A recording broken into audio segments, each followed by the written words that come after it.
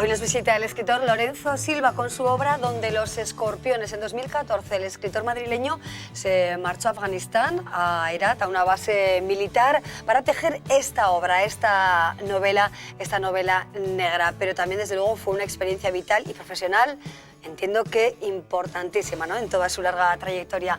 Lorenzo Silva estará hoy en el Club de Lectura de Diario de Navarra, pero antes se pasa por el programa. ¿Qué tal, Lorenzo? Bienvenido, buenas tardes. Hola, buenas tardes. Un placer, como siempre, recibirte. Igualmente. Y la verdad es que nos da cierta envidia, ¿no?, aunque también entiendo que el miedo estuvo presente, ¿no?, en ese viaje a Herat, a Afganistán en 2014.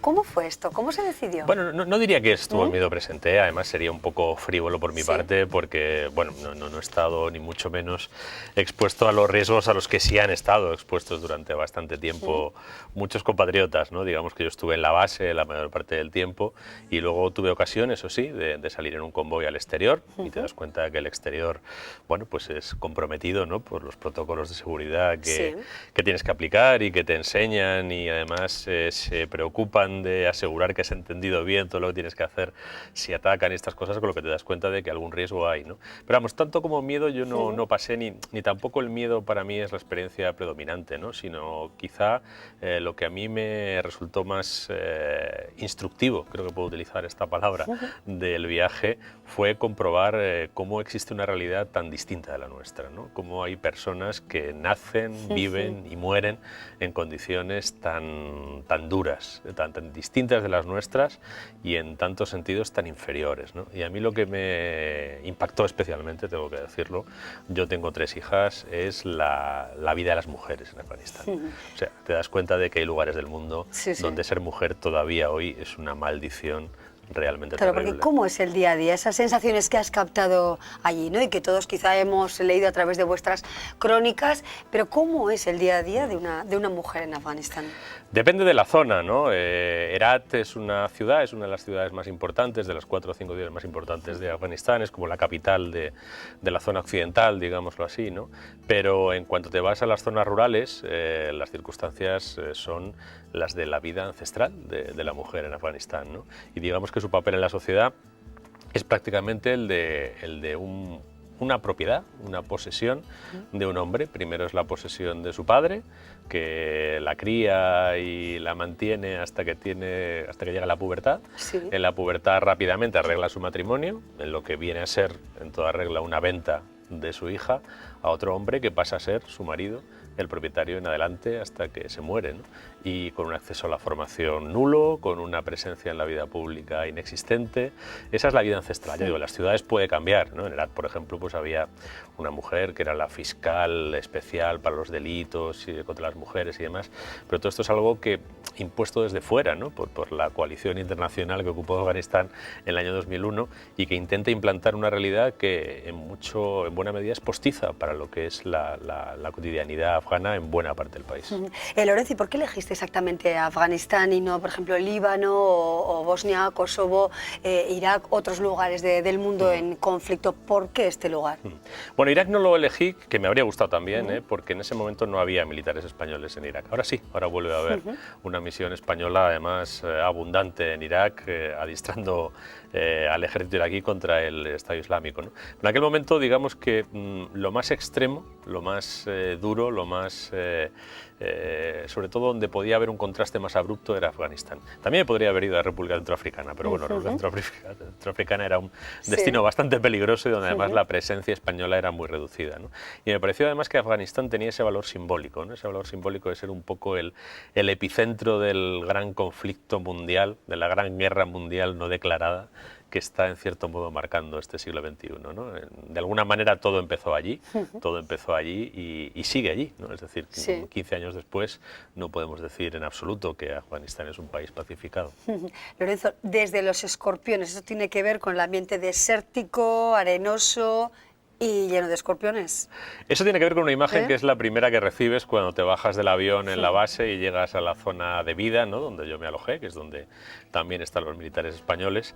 A la entrada, es algo que te llama mucho la atención, había porque creo que además lo han retirado y se lo han traído a España, una gran escultura metálica que representaba un escorpión. Y claro, un escorpión pues es una imagen cualquier cosa menos amigable, sí. ¿no?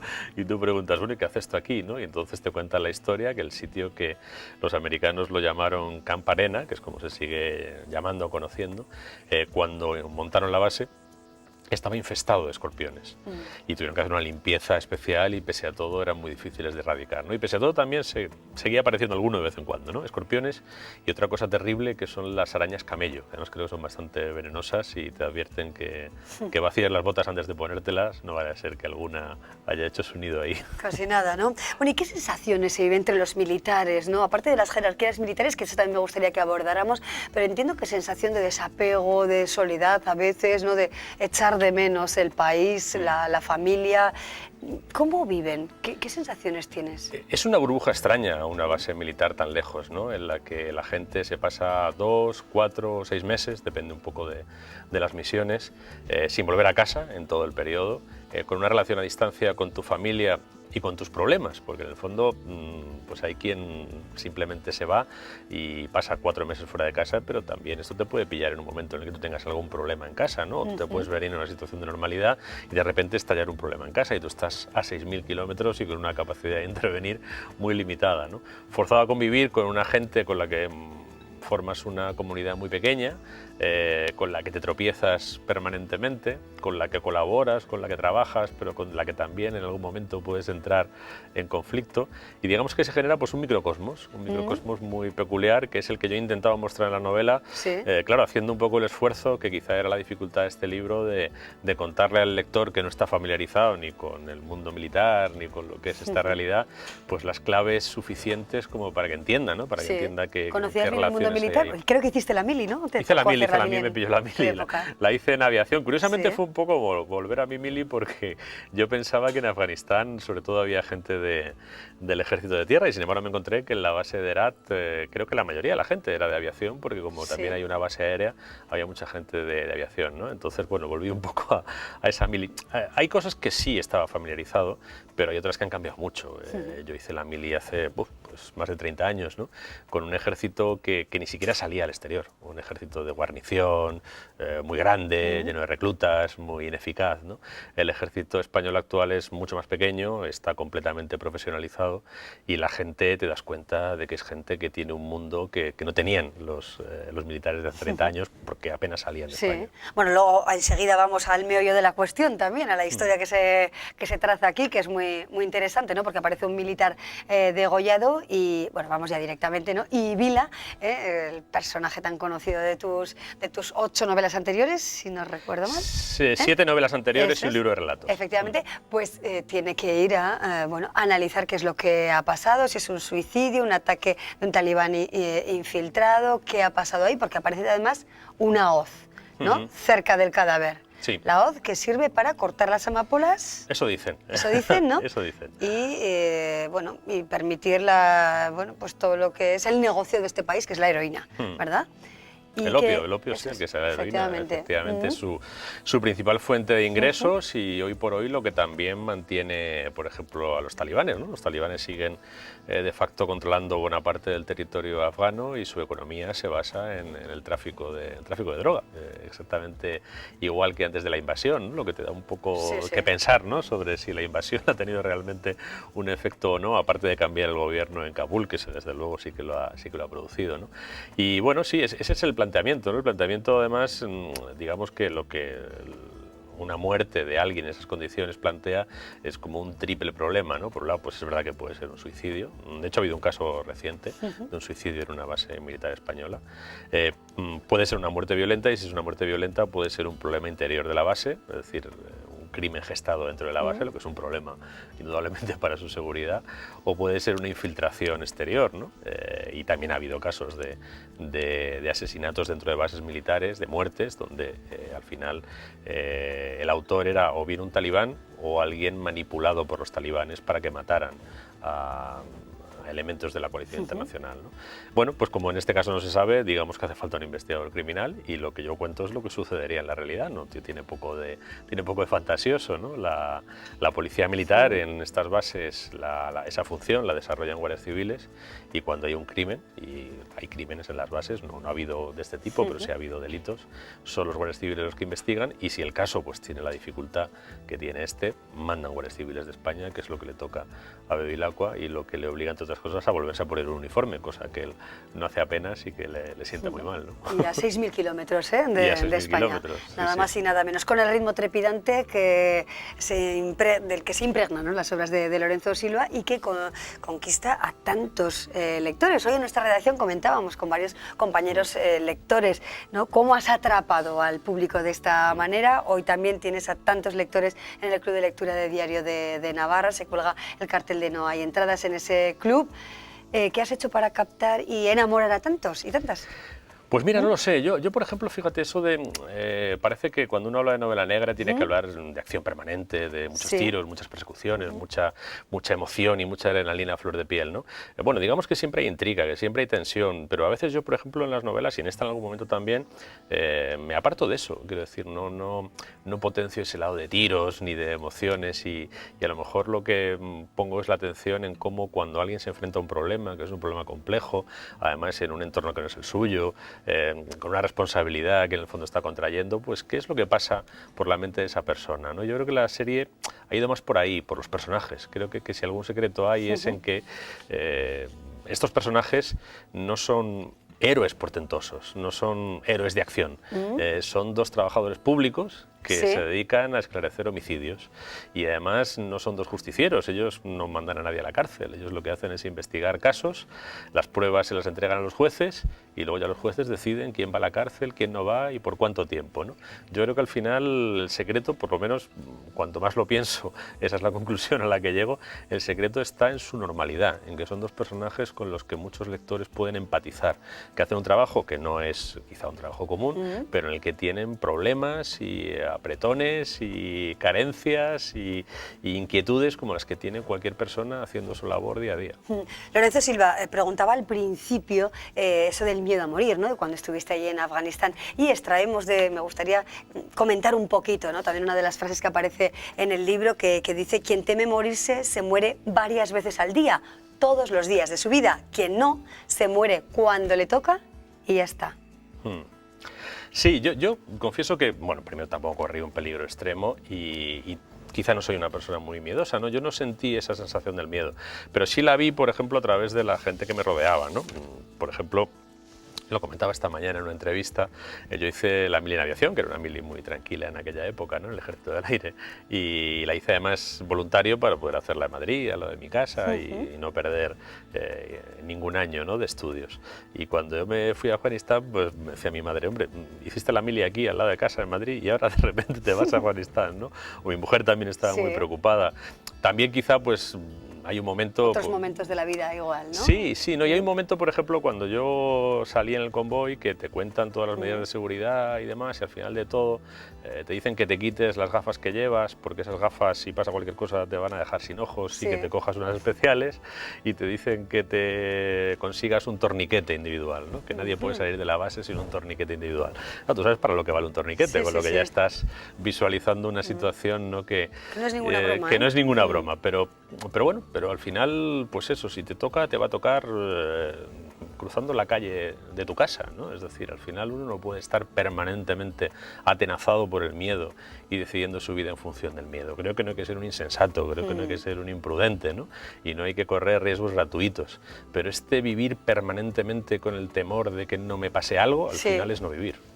Lorenzo, antes de despedirnos, también otra cuestión que me ha hecho mucha gracia leyendo algunas de las entrevistas, y yo creo que en algún momento has comentado, ¿no?, que casi te pareció en algún momento que era un gran hermano gigantesco. chusco, ¿no? Lo que viviste allí. Bueno, eso lo decían ellos. Eso, lo dijo el periodista en ese caso. Eso lo decían ellos, eso lo decía, Sí. no sé quién me lo dijo, pero bueno, era una cosa que corría por la base, ¿no? Decían, esto es Corporal una Hermano, broma, ¿no? pero a lo bestia y todos de uniforme.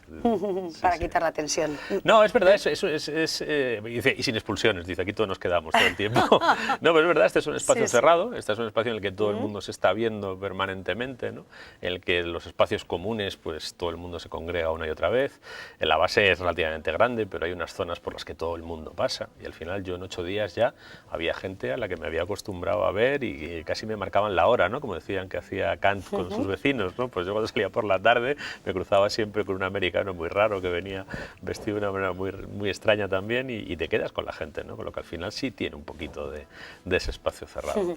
Lorenzo Silva, gracias por acompañarnos en el programa. Un placer, un lujo que estés aquí y mucha suerte y éxito, como siempre. Pues muchas gracias, de verdad. Un placer. Un placer, por supuesto. Seguimos adelante, Donde los escorpiones es la novela que hoy les recomendamos con su autor, que está aquí, y luego en la calle Zapatería 40, en Diario de Navarra. Y ahora, muy cerquita también está Baluarte, el Palacio de Congresos y Auditorio Baluarte. Allí fue el protagonista ayer, uno de los estilistas navarros más internacionales, y hablamos del peluquero Mikel Lucea, que celebraba anoche en Baluarte una gala para conmemorar sus 20 años como firma. Unas 500 personas abarrotaban la sala para acompañar al peluquero en este cumpleaños, en el que preparó un show para presentar su última colección y la presentación del documental Mikel Lucea, 20 años de ilusión. Presentó en primicia junto a su equipo artístico la colección que entre octubre y noviembre también presentará en Londres, en Panamá y en Madrid. Les contamos un poquito más de la trayectoria de este estilista. Vamos a dividir en 3 partes. Aquí lo planeé todo. O sea, es que toda mi infancia ha sido aquí. Y parte El 19 de abril de 1996 abría la puerta de su primera peluquería en Pamplona. Hoy Mikel Lucea es un referente nacional en el sector. Sus colecciones fotográficas de peinados son habituales en revistas profesionales de todo el mundo. Cada año presenta su trabajo por medio planeta. En 2014 consiguió presentar su colección junto a Lena Benarroch en la New York Fashion Week y el año pasado hizo lo mismo en la Semana de la Moda de París con el diseñador Ion Fith. Este año está invitado por 6ª vez a desfilar en el Royal Albert Hall de Londres. Londres para mí es mi ciudad. Cuando voy allí me siento como en casa. Y presentar mi colección allí es la 6ª vez, por cierto, y además en el evento más importante de peluquería que hay en el mundo, que es el Alternative Hair Show, que se realiza en el Royal Albert Hall de Londres, que 5.000 personas van a ver de todo el mundo el evento. Aquello es impresionante. 20 años de trabajo y de aprendizaje que han sido compensados con multitud de premios a nivel nacional e internacional.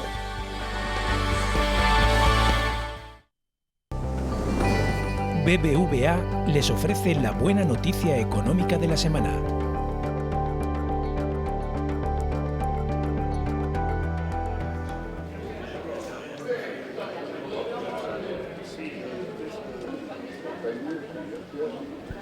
Navarra se sitúa como la comunidad con menor índice de pobreza, con un 9,6% según un estudio de ADECO. Este informe señala la media estatal en un 22,1%, una cifra que sigue en máximos históricos, aunque experimentaba un leve descenso del 0,1% respecto al año anterior.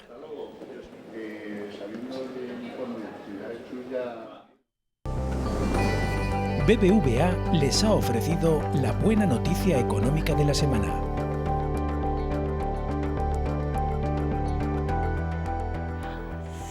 Bueno, pues economía, literatura, política, nos ha faltado belleza. Ya saben ustedes que habíamos invitado a una candidata al reino de belleza internacional, pero al final ha sido imposible que estuviera aquí con nosotros por razones de agenda. Pero queremos avanzar y contarles ahora cómo estará el tiempo en las próximas horas.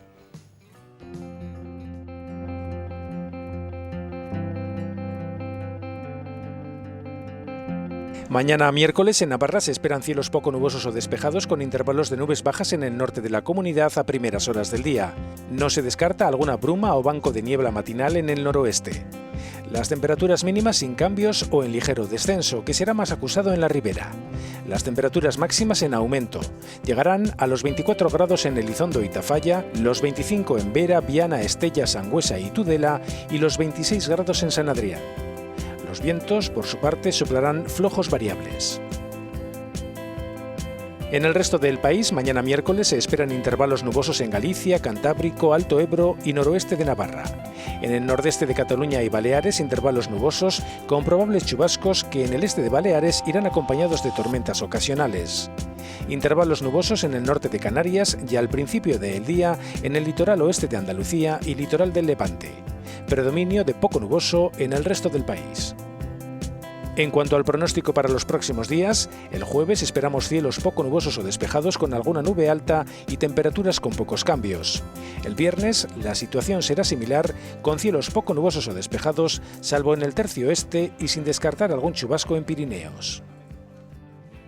Ahí tenemos la previsión del tiempo y nosotros ya no tenemos tiempo para contarles ninguna historia más en esta jornada. Mañana volveremos desde un lugar muy especial que nos va a llevar a Tierra Estella, a las bodegas Castillo de Monjardín. Desde allí haremos el programa para todos ustedes con las curiosidades vitivinícolas de esta bodega navarra. Gracias por elegirnos y hasta pronto. Adiós.